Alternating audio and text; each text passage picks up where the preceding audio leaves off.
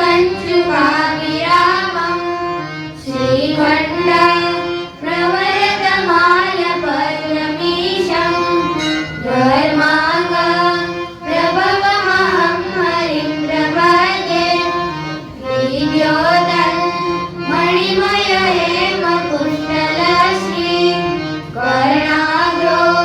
तमकुसुमावतं सरम्यं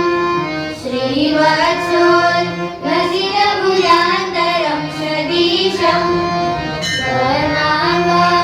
प्रभवमहं हरिं प्रपद्ये संसार प्रशमनकारणप्रतापं विभ्रा